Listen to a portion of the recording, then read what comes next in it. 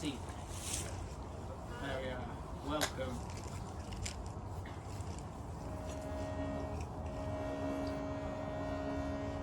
This, by the way, is called a Shruti book. So I remember I have to always introduce it because afterwards people come to me and I think they're going to say, that was wonderful, that story. And they say, your story was good.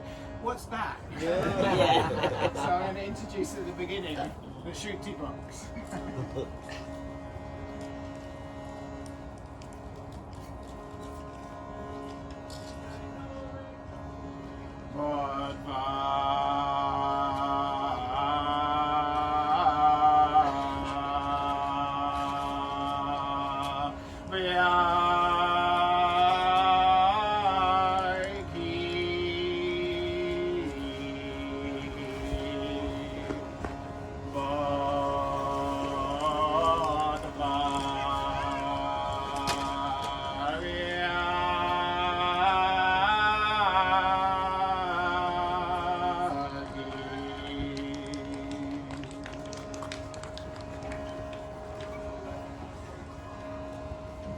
The bear raced through the woods, driven on by the scent of the king's cattle, by the hunger in its belly, and by the lust to kill. It made its way through the trees until it got to the clearing, the fields, and then it got there and began to rampage through the ranks of the king's cattle, ripping out throats, grinding bones down with its teeth, till finally it grabbed the leg of one of the calves and began to drag it off into the woods, through the trees, until finally it got back to its cave just as the day was drawing to a close. My lord, it's happened again. The bear has attacked the cattle. The king sighed.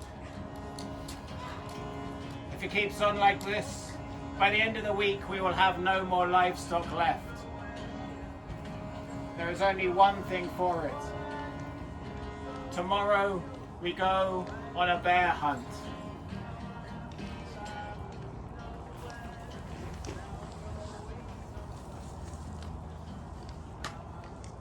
Many years ago there was a king of Denmark, and the king was called Hrolfkraki.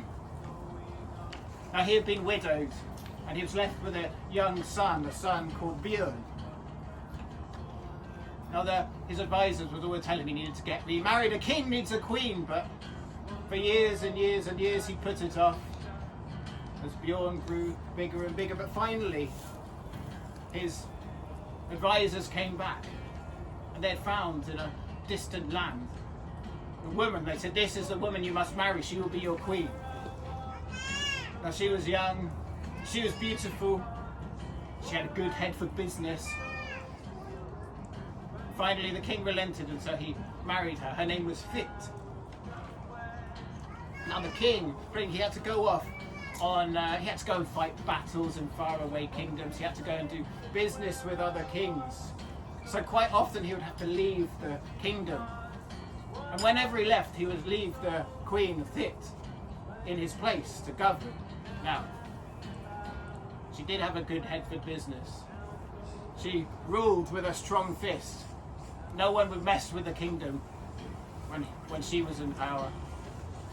But the thing is, she was cruel and nobody liked her. She did terrible things to people, but that is how it was. And when the king went away, he'd always take Björn with him to fight.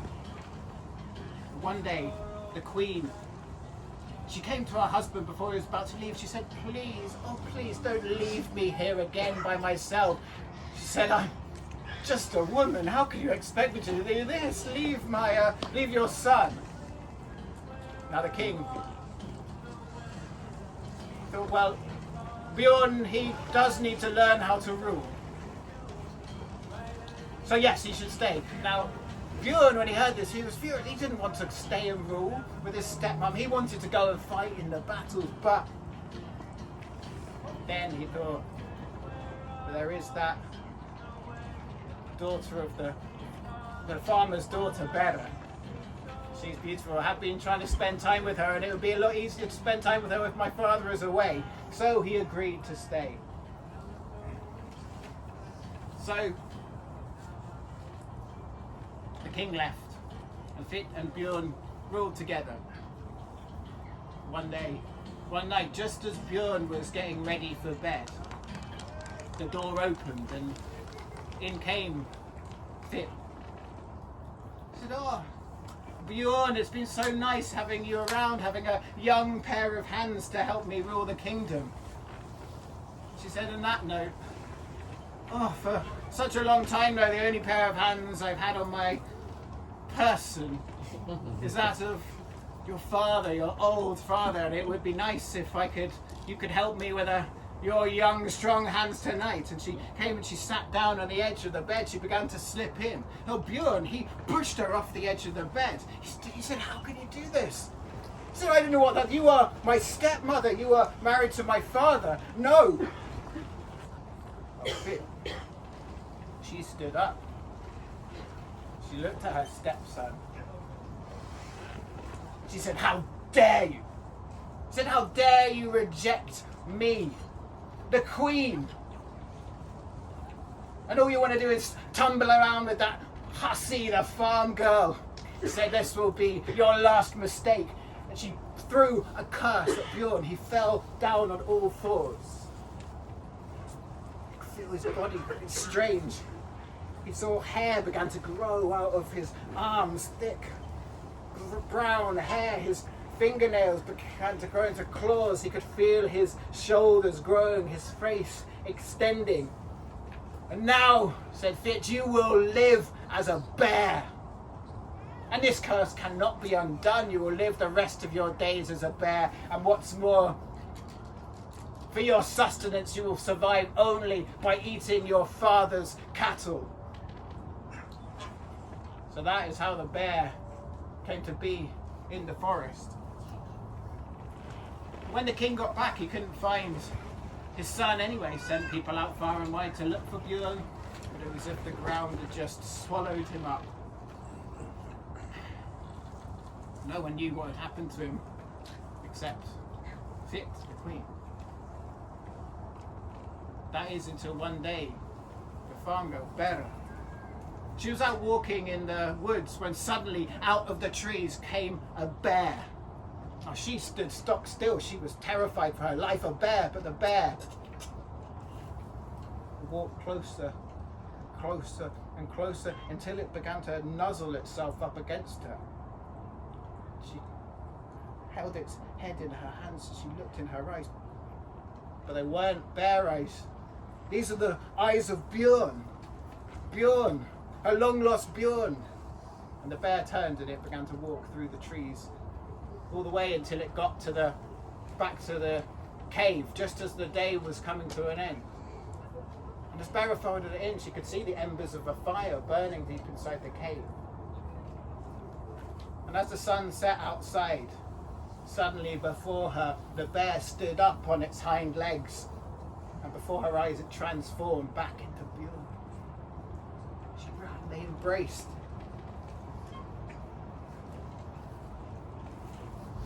"What's happened? We've been looking for you. What?" Bjorn invited her to sit down next to him by the fire. And he told her everything that had happened. He told her about his stepmother. He told her the curse. And she said, "Well, I will stay here with you." And he said, "I'm a bear. I'm a bear. I only become a person, a man again in the evening at nightfall, and I cannot leave the cave." She said, "Fine, well, I will come to the cave in the evenings then and live with you." So that is how it was. And for a number of days, Bera would come back in the evening and they would spend time together. But one day the bear came back in. And when the bear transformed back into Bjorn, sat down by the fire, she said, "My darling, what's wrong?" He said, "Tonight. I've seen it. Tonight is our last night. It's our last night together. Because tomorrow the king is going to go on a bear hunt. And they're going to catch me. He's going to kill me. He will not know who I am. So what you must do, you must follow me. You must hide, you must watch. When I am killed, you must go to the king and you must ask him for whatever is under the left shoulder of the bear, he will give it to you.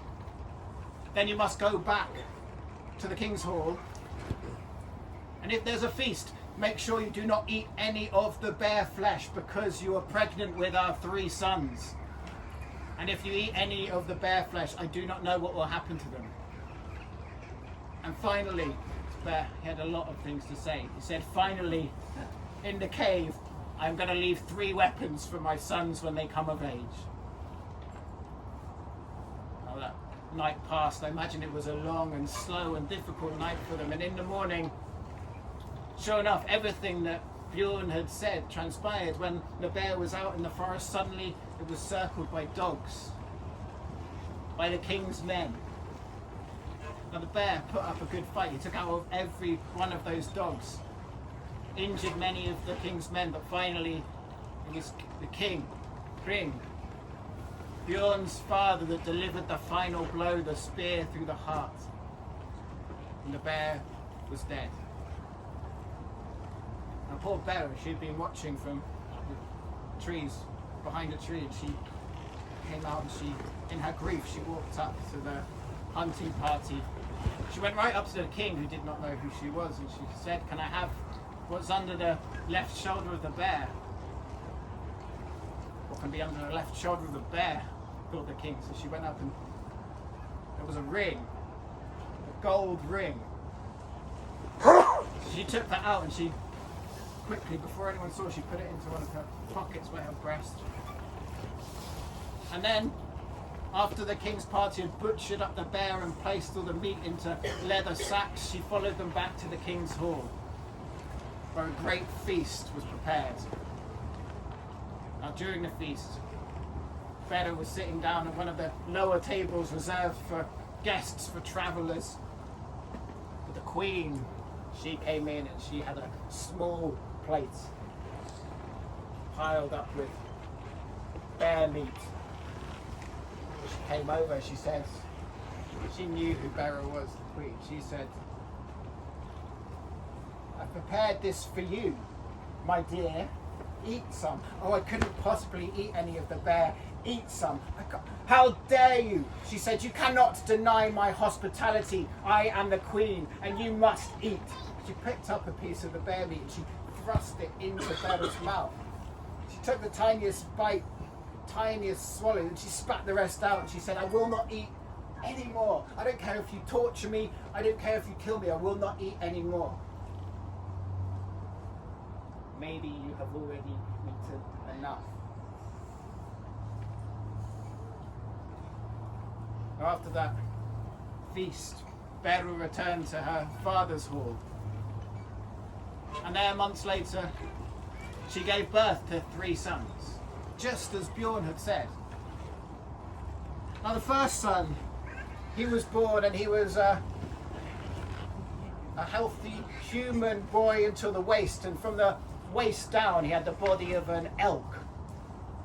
Now, I don't know if that means he had 2 elk legs or was he like a centaur. That's in your imaginations. But they called him, in the kindly way that they have, Elk Frody, just to highlight the difference.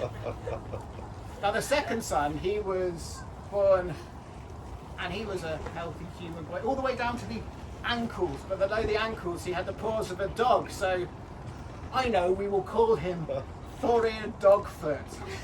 So that's what he came. Now the third son was born and he had no defects, I could see. He was healthy, completely human, and they called him Bödvar Little Bear, in honour of his father. Now time passed, and these 3 little boys, they grew, but they grew quickly. By the time they were 3-4 years old, they were far too big to play with other children their age. By the time they were 12, they couldn't even play with any of the men, local men, because they were too strong. They'd hurt all those men. By the time they were in their mid-teens, they were huge, strong, hulking men. And it was at this point But the eldest of the three, Hrolfkraki, he came to his mother and he said, I am old enough now, I'm strong enough now that I want to go and make my own way in the world. She said, very well. So she said, I have something that I need to give you. So she took him out to the woods, to that cave where his father had once lived. She said, in there's a weapon for you. Hrolfkraki, he walked in. He saw there on the wall a great shining longsword. Next to it there was a battle axe. And then there was a tiny pathetic short sword. Barely gave that a look, he went straight to the longsword. He pulled, and he pulled. It wouldn't come off the wall. So he went to the battle axe, he held onto that, and he pulled, and he pulled, and he couldn't get it off the wall. Went to the short sword, he reached up, came away in his hand, easily. This is no weapon for me, he thought, and in his anger, he slashed it against the cave wall. When he did, he watched the blade cut through the rock like warm butter. I've misjudged you. Maybe you are. The one for me, and he put it into his belt. And then he went off. Do you know what Hrolfkraki did? He went to the woods and he built himself a cabbage. He built himself a cabin. Very different story. He built himself a cabin. And then he took up the profession of robbing and murdering strangers that passed that way, which apparently in Old Norse world, as long as you weren't doing it to your family, that's not that frowned upon a profession. I think that time has passed now, though. So now let's go back in and Thorir, Dogfoot, with the dog's feet. Now it's his time. He says, now I feel like I want to go out and make my way in the world too, mother. So she said, okay, and she took him to the cave. He walked in. Now he went straight to the battle axe. He picked it up and it came away in his hands. And then he went off to seek adventure. First he stopped in and see his brother Hrolfkraki for a little bit. Hrolfkraki told him, you should try going to a place called Jutland. I think you'll find what you want there. So Thorir Dogfoot did. He went to Jutland, and just so happened that in Jutland there was an opening for a king. The king had died. And the only criteria to become king of Jutland was that you needed to be able to fit in the great big giant throne. And they couldn't find anyone to fit in it, so the position was open. And when they all saw the great hulking Thorir Dogfoot with his battle axe coming in, they knew they'd found their man, and they watched him sit down on the throne. And that is how Thorir Dogfoot became king of Jutland. Now it's Bödvar Little Bear. He said to his mother, I want to go and find my way in the world, seek adventure. She said, very well. She took him to the cave. And he went in, and there was just the long sword left. He picked it up off the wall with ease. Most people would not even be able to hold that, but he held it with ease. It was so big he had to go out into the woodland, into the forest, to make a scabbard out of birch bark. And he was just about to go when his mother said, no, do not go yet, because I have something else for you. And she pulled out of her breast pocket a ring. She said, this is your father's ring. And she told him all the story of what had happened, how she came to have this ring. She said, take this ring and go to the court of the king to bring. He's your grandfather. If you give him this ring, he will recognize you as his heir. So Bödvar took the ring, he took the sword, and he went to the court of the king. And when he went in, his grandfather had never seen him before, he did not know who he was. But when Bödvar pulled out that ring, the king came forward. He said, where did you get this? This ring belonged to my son. Tell me, where did you get this? And then the Bödvar told him all that his mother had told him. At that point, the queen, she walked in. And I won't go into the details, but let's just say she, at that point, met a grisly Viking end when it was found out what she did. Now the king, he said to Bödvar, my grandson, here you are, you may rule with me. And when I die, you will take over the kingdom. All this will be yours. So Bödvar, he said, I don't want this. I don't want to be a king. I want to go and seek adventure. So finally, with a little bit of persuasion, a new line of lineage was set up, and Bödvar said goodbye to his grandfather, goodbye to the kingdom, and with his sword, he set off to seek adventure. Now first, he too went to Hrolfkraki's cabin. Now, his brother wasn't in, so he broke his way in. There was a wooden table. He sat down on a small wooden chair. He pulled his hood over his head and he waited. Now when Hrolfkraki came in from a hard day's murdering and robbing, he saw the stranger at his table. He ran over to him. He said, who are you that breaks into Hrolfkraki's cabin? And he grabbed the intruder and they wrestled on the floor. They tussled, they wrestled until finally Hrolfkraki pulled back the hood. Bödvar picked him up, embraced him. Bödvar, why did you do that? That was a dangerous thing to do. I could have hurt you, but one thing is clear, he said. You are not as strong as you should be.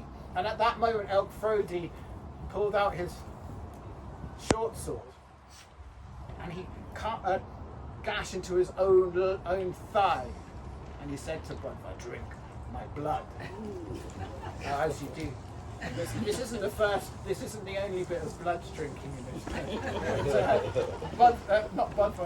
Bödvar, he came out and he drank some of the blood, and as soon as the blood touched his lips, Bödvar grew even more. He grew until he had the strength of 10 men, the strength of a bear. And Hrolfkraki said to him, why don't you stay here with me, brother? We could make a killing. But Bödvar, he said, thank you, brother, but this isn't really my chosen profession. I'm going to go on. And so he left, but before they went out, Hrolfkraki said, let me just take you outside a moment. When they stood outside his cabin, Hrolfkraki stamped into the ground and a big hoof print appeared. And he said, brother, when I look at this hoof print, I will know your fate. If it is filled up with mud, then you will have died of sickness. If it is filled with water, then I know you will have died out at sea. But if it is filled with blood, I will know that you have died by violence, and I will come and avenge you. And with that they embraced, said their goodbyes, and Bödvar continued on. Now briefly he went to see his other brother, Thorir Dogfoot, who invited him to rule with him, share the kingdom, but no, I do not want to be a king, I want adventure. So Bödvar left and he continued on. Now the next place he got to was a little farmhouse, a very small, ramshackle farmhouse. And he went and he asked for hospitality, and the old couple that were in there, they said, yes, come in. They shared some soup with him. And they asked him where he was going. He said, I'm going to find adventure. And they said, well, if you are looking for adventure, then you could do no better than going to the court of King Hrolf. Now in King Hrolf's hall there was always adventure to be had, but they said, could we ask you a favour? When you get there you will see if he is still alive, a young boy. He was our son, and one day he got on the wrong side of some of the king's men and they took him back to the court, and now they have their entertainment.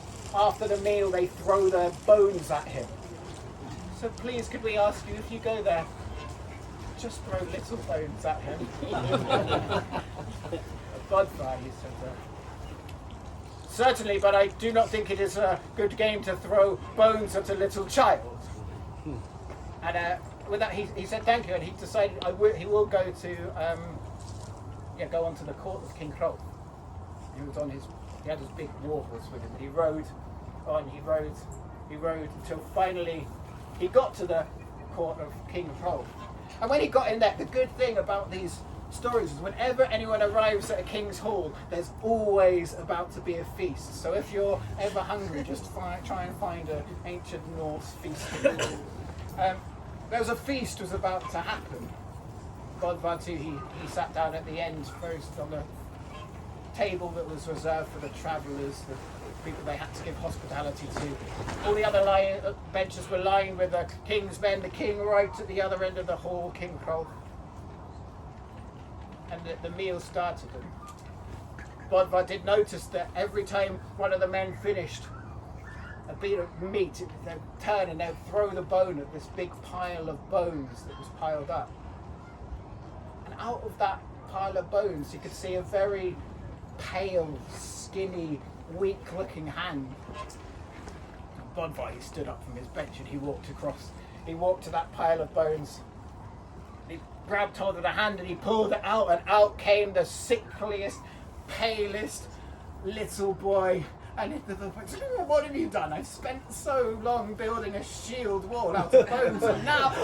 And he saw this great hulking, and he said, "I'm so please don't kill me." And Bödvar, he stood there. Now at that point, a man, one of the king's men, further down the hall, a great man, he finished eating a whole leg of mutton. He turned, he launched that bone across the hall, and it flew through the air. And Hot, this is the name of the little boy, it's called Hot. He thought, this is my final breath. And he saw it from Bödvar. He didn't even look. Just reached up, he caught that bone in his hand. And he turned. He looked at Hot. He looked back at the man who had thrown it. And he threw it with the strength of 10 men, with the strength of a bear, across the hall. It went through the air. When it hit that head, it was like a watermelon exploding. Watermelon all over the rafters. Yeah. And the man slumped down on the floor. And at that point, all the king's men, they jumped up, they pointed at Bödvar. They said, "What have you done to our brother? We want blood, we must be avenged." And there was all this ruckus down here, so the king heard it, and the king right at the other end of the hall stood, and he walked down through the benches until he got to where all this was happening. "What's happening here?" And they pointed, they said, "This man has killed our brother, we want his blood." And the king, he stood there and he looked at the men, he looked at Bödvar, and he looked at poor little Hot. And he said, "Have you been throwing bones at this boy again?" "Well, it seems that this man is not, we do not need his blood, we need to thank him for saving him. I've told you not to do this." But, he looked straight at Bödvar in the eyes, he said, "But, you have taken the life of one of my men. He was a good warrior. I want compensation. You must take his place." Great, thought Bödvar. He wanted adventure. Now, just like that, he was one of the king's men. He said, "But I will be your champion," he said. "I will be one of your champions. And this boy, he must always be by my side. And we want to be further up the benches, closer to you than this man was." It was all agreed. They had to clear 3 men out of the way to the space that Bödvar took up, and an extra one for Hot. And they ate, and that was how Bödvar became one of the king's men. He stayed there for a long time, they were there. But he noticed that as they got closer and closer to the Yule time, the atmosphere seemed to get colder and colder in the king's hall. Until they got to the evening of Yule. And it was like when the feast was out there was no drinking, there was no rude jokes, people were just staring down at their plates.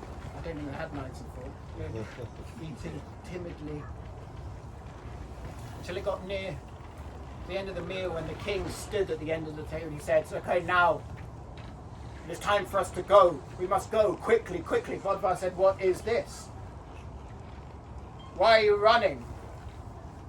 And the king said, "Well, do you not know that every Yule evening, a great monster comes into the hall and he destroys anyone that's in there.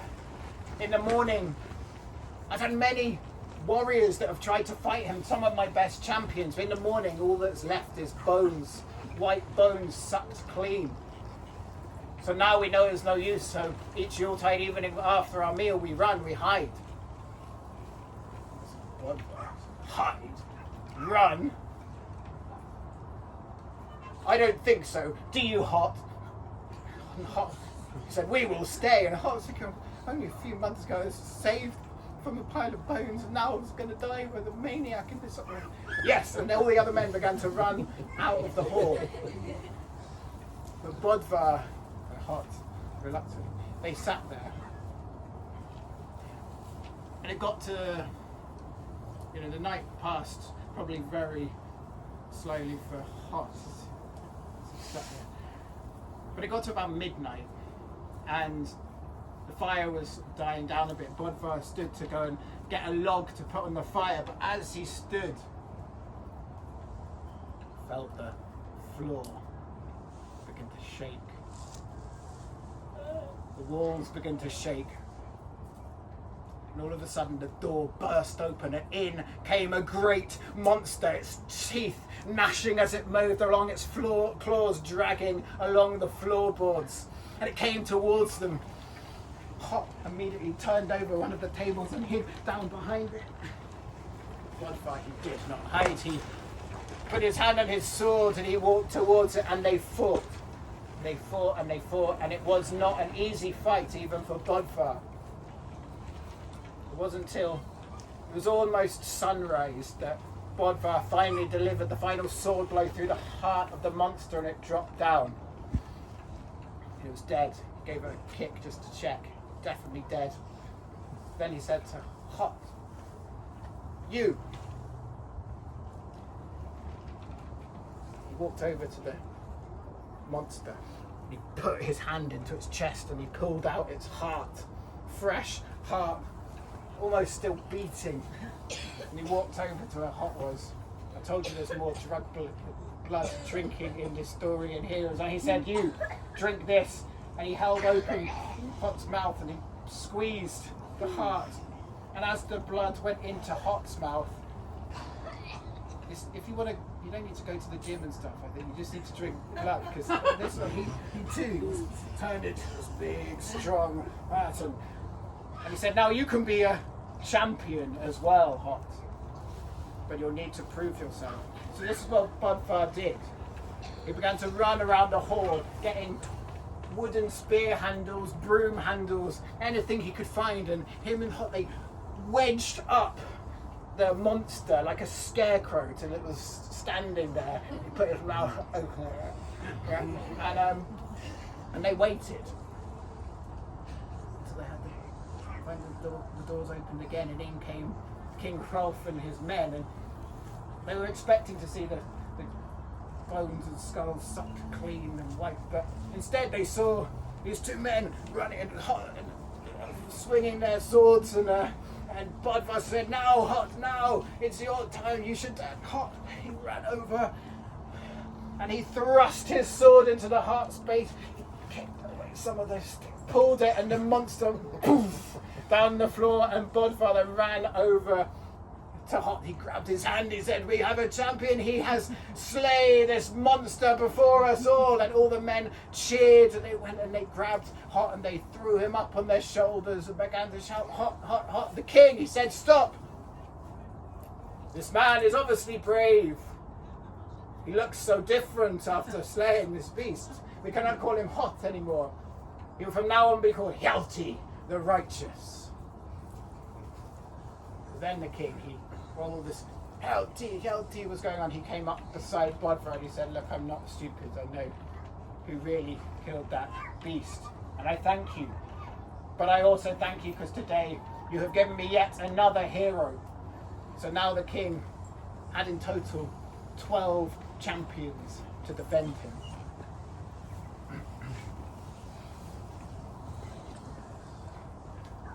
Are you doing okay? Yeah. Now, some more time passed, and there was no monster, there was no battles to fight, and the men, they were getting restless. So Bödvar, he went to the king, and he said, King Hrolf, are there not any scores you need to settle with other kings, anyone we may fight? Now, it just so happened that there was. Many years ago, King Hrolf's father was called King Helgi. He had been married to Jarsa, and they'd given birth to 2 children. One of them was Hrolf and his sister Skuld.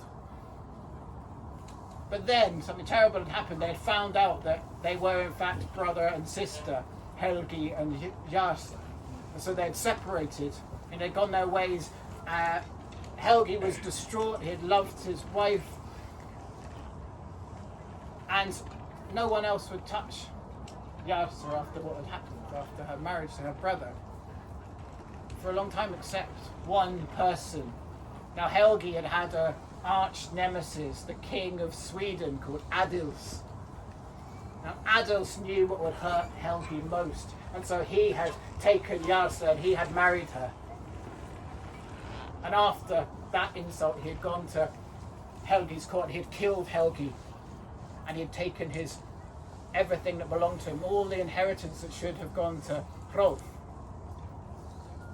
So when Bödvar asked Hrolf that question, he said, I do. In fact, and to this point, I have been too weak.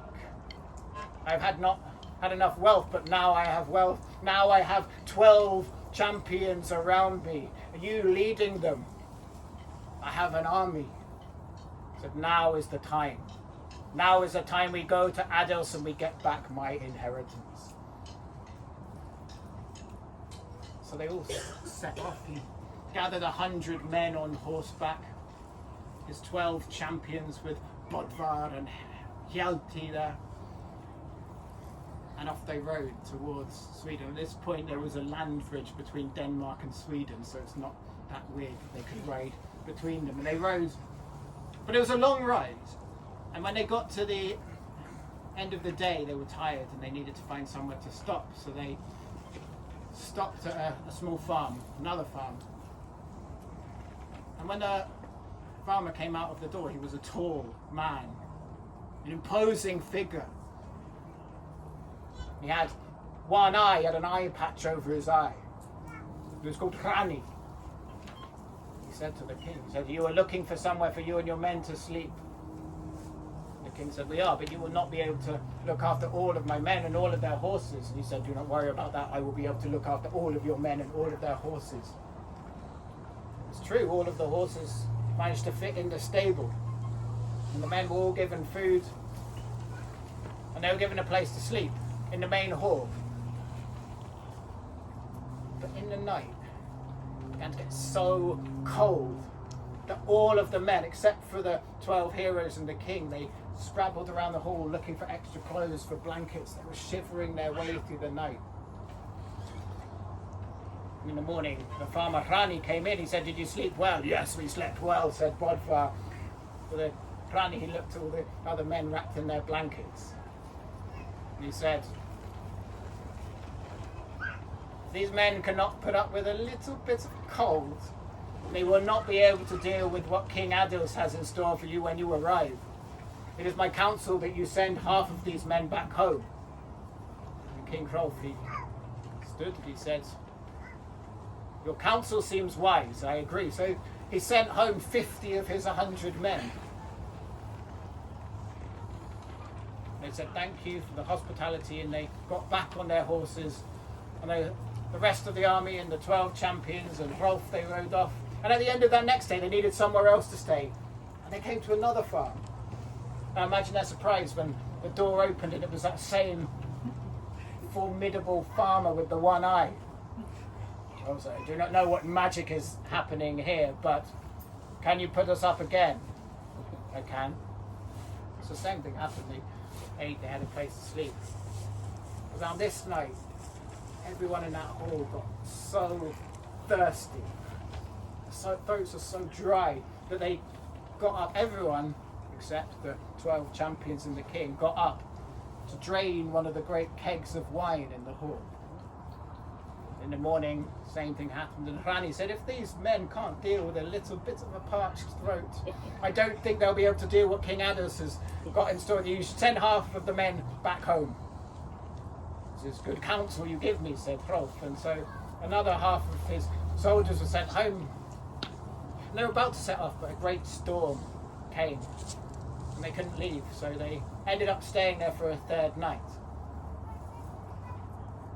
Now this night, the fire began to blaze so hot that all of the men except the champions and the king, they moved their sleeping mats as far away from the fire as they could, and still they were hot. Those men cannot deal with a little bit of warmth. They will not be able to deal with what King Adils has in store for them. Send the rest of your men home, go on with just your champions. King Hrolf agreed, and that is what happened. The rest of the men went home, and it was just the 12 champions and himself that rode on. Well, they rode the rest of the way, and they finally got to the hall of King Adils. Hrolf, he said to his men, I don't want to go in and fight straight away. First we will talk with him. So they put their horses in the stable. Bödvar turned to the groom. He said, if a hair out of those horses is out of place, you'll hear from me again. And then they began to walk towards the hall. Now, this, what Bödvar said, travelled to King Adils, and while the men walked up to the hall, unknown to them, he sent another man to cut off the tails, cut off the ears of the horses to spike them. Now the men, they got into the hall, and they walked in, but they walked in this group. There were 12 of them and the king, but the king didn't wear any distinguishing feature. They couldn't tell one from the other. He didn't have a crown, he didn't have more glamorous clothing. He was dressed as them, so King Adils wouldn't know which one was the king.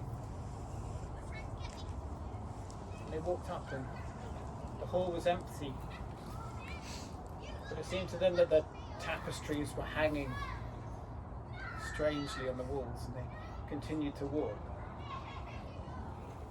When they got to the middle of the hall, suddenly the tapestries flew back, and out came men with daggers in their hands to begin to attack, to try and take out all of the men in the hall. Now the champions, they stood back to back, and quite easily they fought off all these would-be assassins. And when the last man had fallen, the door opened, and in walked King Adils, who, feigning surprise, he said, what has happened here? You are my guests, and someone has attacked you. Do not worry, I'll find out who sent these assassins. Come, come, feast with me. Now King Adils knew that Hrolf was here, but he couldn't work out which one it was, so he thought, I won't be able to take on the champions. I need to get Hrolf by himself. That's the only way I can end his life, and that is something that Adils had been longing to do for many years. So throughout the meal he asked questions. He just could not work out which one was King Hrolf. So at the end of the meal he said to his men, he said, okay, build the fire really, really hot. Keep on putting on logs, keep on putting on anything flammable, because I know that King Hrolf will be weaker than his champions. He will not stand as much heat, and that is the way we'll work out who he is. So throughout the evening, the two men stood each side of the fire, and they kept loading it bigger and bigger. Now Bödvar and Hjalti and the other champions, they tried as best they could to shield the king from the heat without giving away who he was, but it was a fire, and it soon began to blister their own skin, to singe their clothes. And they said to each other, if we stay like this, it will be our death. That's what Hrolf said, but I have sworn an oath that I will run from neither iron nor fire.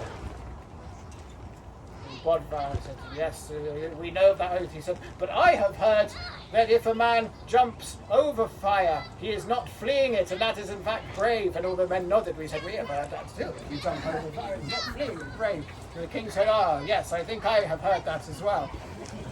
Let's do that. So I waited till the right moment. Bödvar and Hjalti, they grabbed hold of those two men stoking the fire, and they threw them into the flames.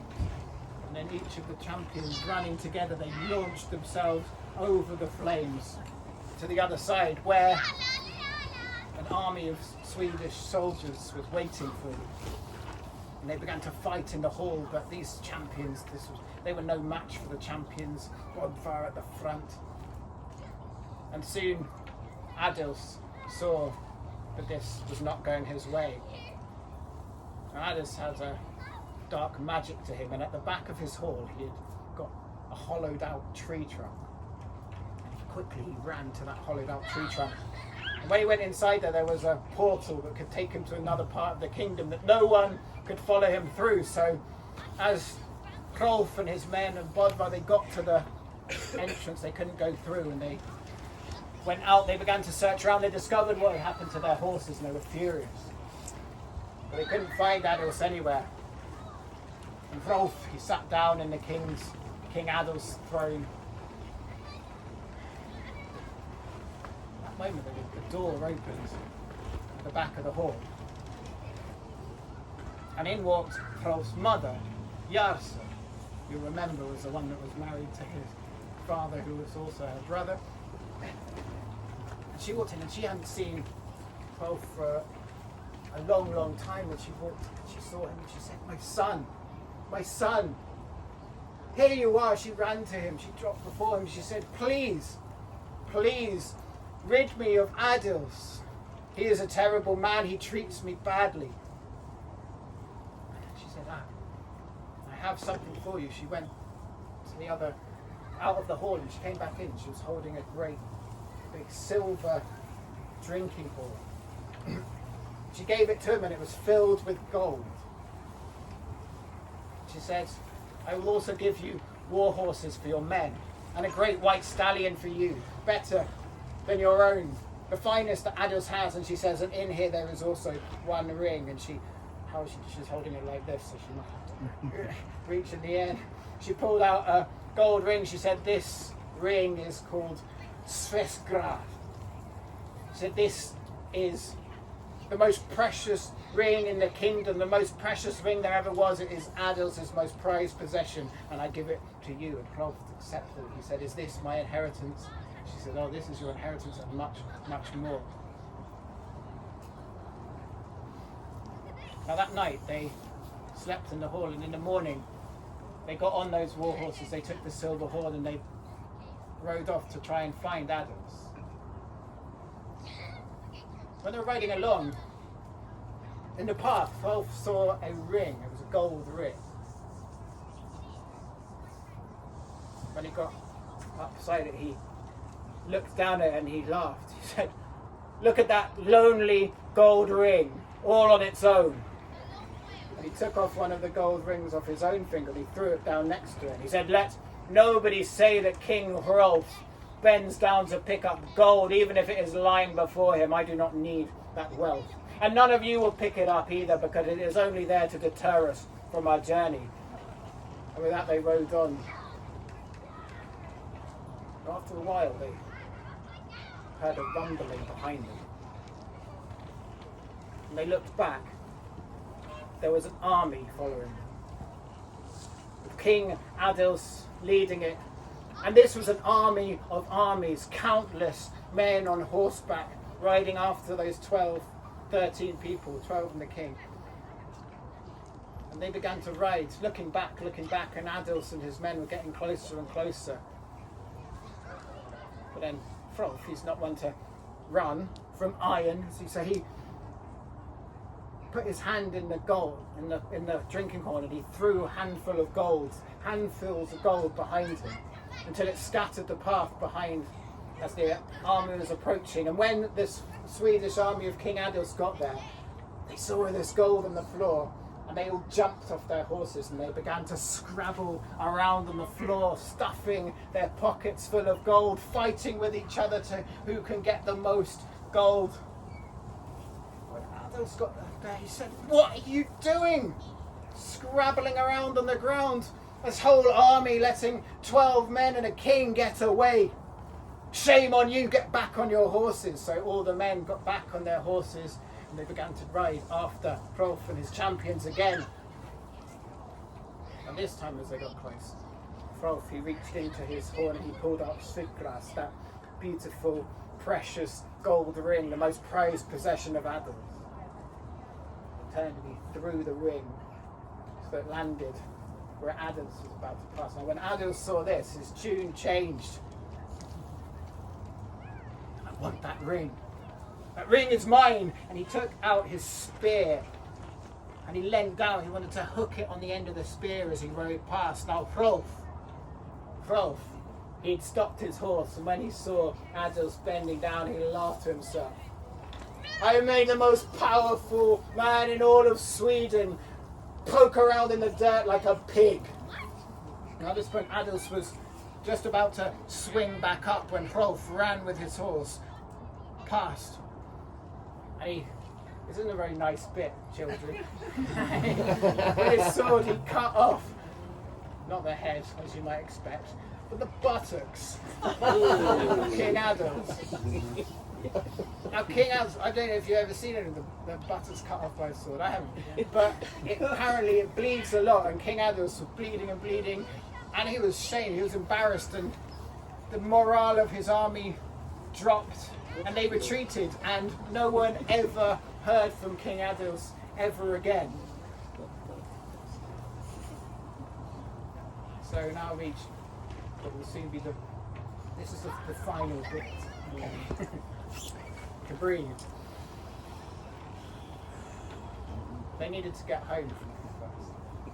So they began to ride back to Hrolf's hall, and on the way they needed to rest. It's a long journey, and they got to a farm, and do you know who opened the door? Rani. It was Rani with the one eye. And he welcomed me. He said, "Did it not all unfold just as I said?" He said, "It did." He said, "Now come in." He said to Hrolf, "I have something for you." He led him into the hall. And he pointed at some rusty chainmail, a rusty shield and a rusty sword. And he said, take these. These will help you win your next battle." And Hrolf said, "Thank you very much, but I am King Hrolf. I have all the wealth I could want at my disposal. I have the finest champions, the finest weapons. I do not need your rusty weapons." Now at this point the farmer, he changed, his demeanour changed, and he said, "Get out. Get out.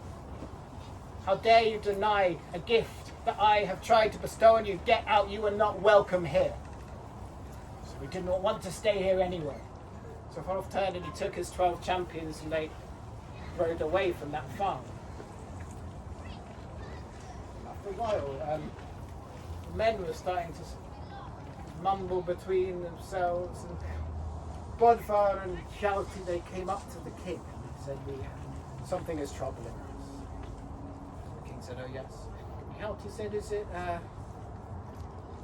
they not say that Odin has one eye?" Well, so they do say that. Bjarki said, "Do they not say that Odin sometimes comes down to this plane and takes the form of a human?" They do say that.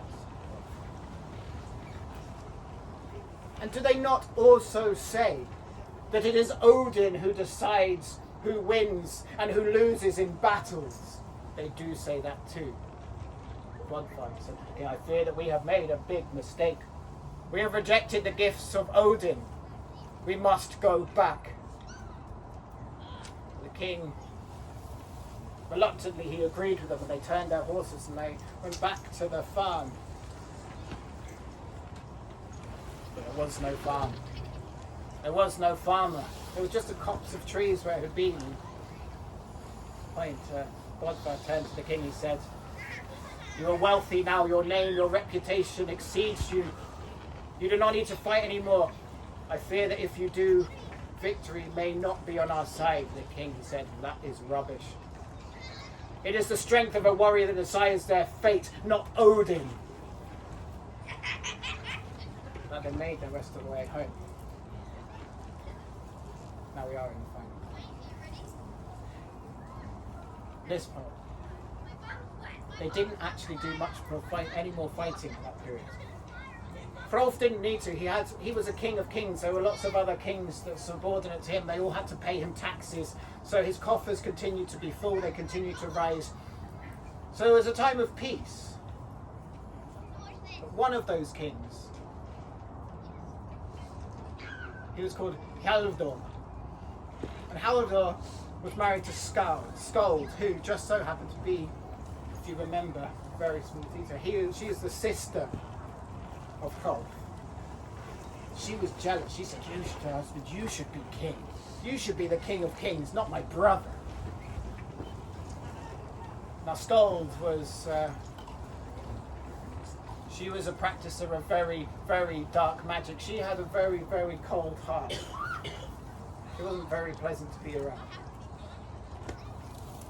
But she said, "I have a plan." And she sent a message to Hrolf.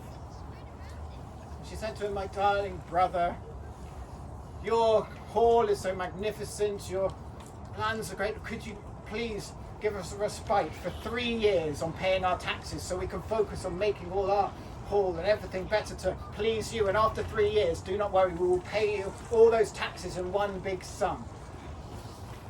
King Hrolf, this was his sister, he agreed. But guess what? Skuld did not spend the next 3 years doing repairs and making her hall better. She spent 3 years amassing a great army, a huge army. She put a great dark magic haze around what she was doing so no one could tell this army was coming. So it was a complete surprise when 3 years later, just as the evening of Yule had arrived, a messenger arrived at Hrolf's hall to tell him that his sister had amassed an army to attack him. Hrolf said, "Well, there's nothing we can do tonight. Tonight we will feast. Tomorrow we will fight." So for that night they had a great Yule feast. The atmosphere was strange as you imagine it might be. But in the morning, Hrolf amassed his troops, got all his heroes ready, and they rode out to meet his sister in battle. Now Skuld's army was huge, it vastly outnumbered Hrolf's. And they began to fight. It was soon clear that she had the upper hand. And all of the heroes, they ran through the ranks with their swords, all but one. Bödvar Little Bear, he was not there. But at that moment, something else arrived. Out of the woods at the edge of the battlefield, a great bear came. It towered over everyone. And it began to rampage through the enemy ranks, ripping out throats, grinding their bones down with its teeth.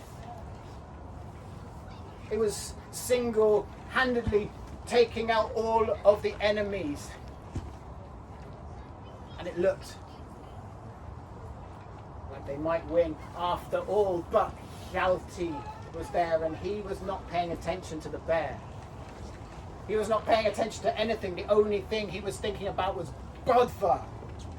So Bödvar has fought by my side in every battle I have ever fought, and he tricked me into thinking that he was brave, but he is a coward. Now the king, he tried to say, "This is not true, do not say that. He is my bravest man, he is my strongest man." But Hjalti would not listen. It was eating away at him, so much so that he put his sword away. And he turned off the battlefield and he stormed back into Hrolf's hall, where he saw Bödvar sitting there, seemingly doing nothing.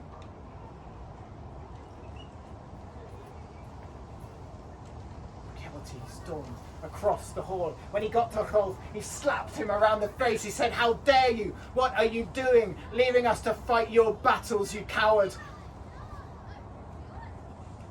At that point, Bödvar came back into the room, his eyes focused on Hjalti. He stood, he said, "How dare you call me a coward? I am Bödvar Bjarki. I have fought beside the king in every battle. I am as strong as a bear, and I was doing more than you will ever know. And now it is done." With that, Bödvar put his hand on his sword, and him and Hjalti left the hall and they went to fight the battle. And while that bear had been there, the battle was going well, but all of a sudden the bear had vanished. And when the bear had been there, Skuld was unable to use any of her dark magic, but now she could. Each time one of her men fell, they rose back again from the dead to form a battalion of undead soldiers. Great golden boars came from the ground and began to rampage through Hrolf's army. And one by one, the men began to fall. And far away, far away from the battlefield, was a wooden cabin at the edge of the wood. Hrolfkraki opened the door and stood outside. There he saw his hoof print, and he watched as it slowly filled with blood. Hrolfkraki sighed. He put his hand on his short sword and he set out on the journey.